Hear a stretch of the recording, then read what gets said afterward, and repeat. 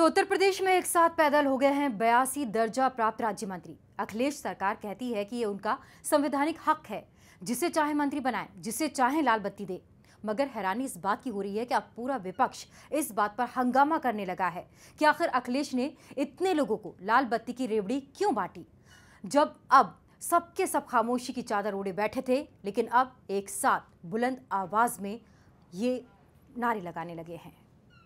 इसने तो सारे मापदंड जोड़ दिए कि 125 लोगों को राज्य मंत्री का दर्जा और 20 लोगों को कैबिनेट मिनिस्टर का दर्जा दिया।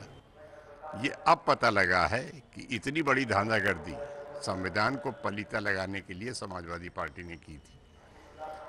आज उनको हटाया गया है।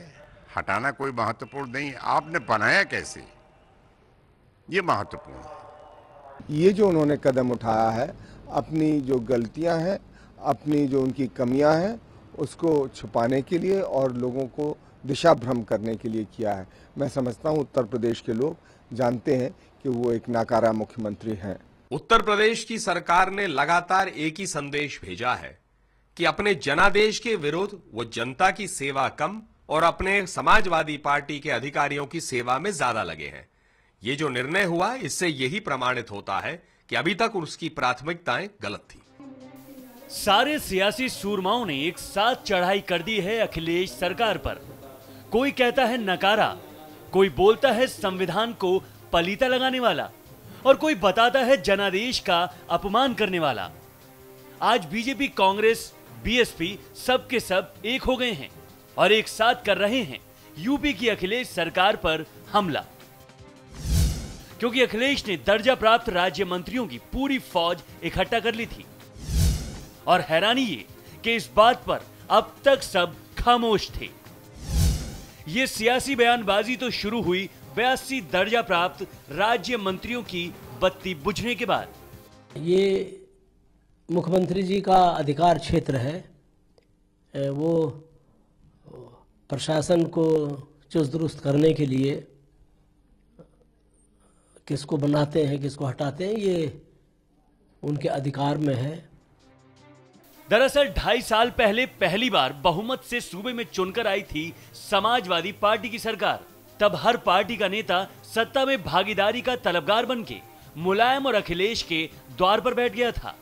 लेकिन सबको तो मंत्री बनाया नहीं जा सकता, क्योंकि संविधान इसकी इजाजत नहीं देता।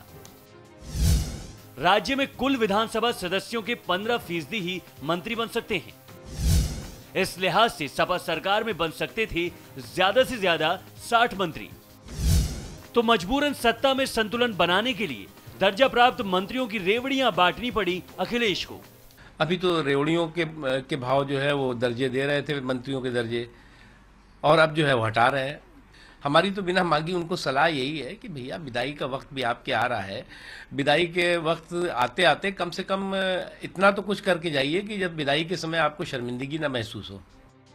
अब अखिलेश ने एक सिरे से दर्जा प्राप्त राज्य मंत्रियों का सफाया कर दिया है। चंद गिनी चुनी रेवड़ी वाली लाल बत्तियां ही रह गई हैं यूपी में।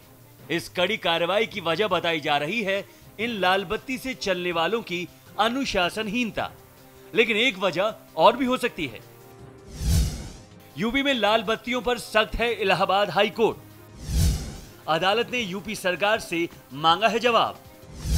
नवंबर में होगी इस मामले की अगली सुनवाई। तो बीजेपी ने तो बिना मांगे कि यहां पर उन्हें सलाह भी दे दी है समाजवादी पार्टी को कि जो काम पहले कर लेना था, चलो देर आए दुरुस्त आए। खास पेशकश में इतना ही, बढ़ते हैं आगे, नजर सुर्खियों पर। रोचक है गोल्डी मसाले, जो भी खाएगा वाह वाह करेगा।